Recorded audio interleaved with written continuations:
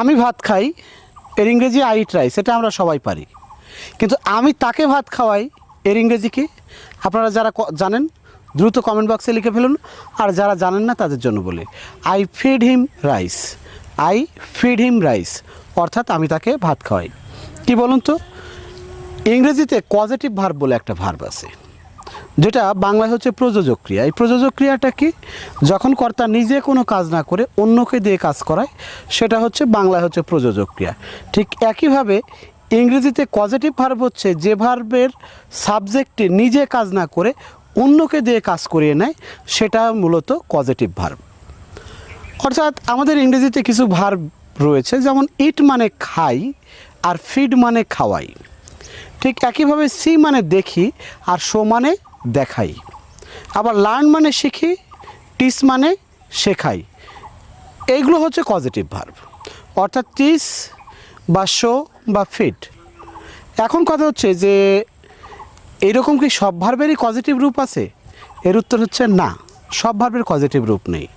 তাহলে একটা প্রশ্ন আপনার মাথায় আসে যে সকল ভার্বের পজিটিভ রূপ নাই, তাহলে সেগুলো কি পজিটিভ হয় না? তার উত্তর হচ্ছে সেগুলো পজিটিভ হয়। এখন প্রশ্ন আসে যে সেগুলো কিভাবে পজিটিভ হয়। মূলত যে ভার্বগুলো পজিটিভ হয় না, সেই ভার্বগুলোর আগে মেক, লেট, হেল্প, হ্যাভ এই ভার্বগুলো বসে মূলত সেই ভার্বগুলোকে পজিটিভ ভার্বে পরিণত করে। তো পজিটিভ ভার্ব কিভাবে হয়?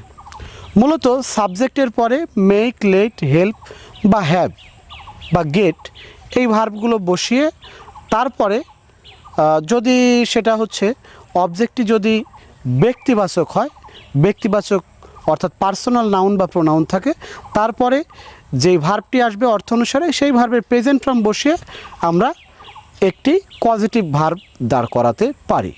যেমন শিক্ষক আমাদের দিয়ে পুনরায় উত্তরটি লিখিয়েছিলেন, the teacher made us write the answer again.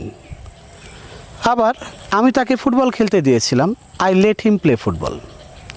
এবারে হ্যাভ বা গেটের পরে যদি বস্তুবাচক কোনো নাউন বা প্রোনাউন থাকে, তাহলে আমরা যেটা করব সেটা হচ্ছে যে এরপরে ভার্বের পাস্ট পার্টিসিপল ফর্ম বসিয়ে আমরা পজিটিভ ভার্ব করতে পারি। অর্থাৎ সাবজেক্ট, হ্যাভ বা গেট, তারপরে বস্তুবাচক নাউন বা প্রোনাউন, এবং তারপরে ভার্বের পাস্ট পার্টিসিপল ফর্ম বসিয়ে আমরা পজিটিভ ভার্ব তৈরি করতে পারি।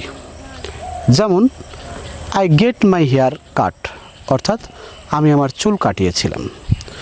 অথবা আমি আমার বাইকটি মেরামত করিয়েছিলাম, I had my bike repaired, অর্থাৎ আমি আমার বাইকটি মেরামত করিয়েছিলাম।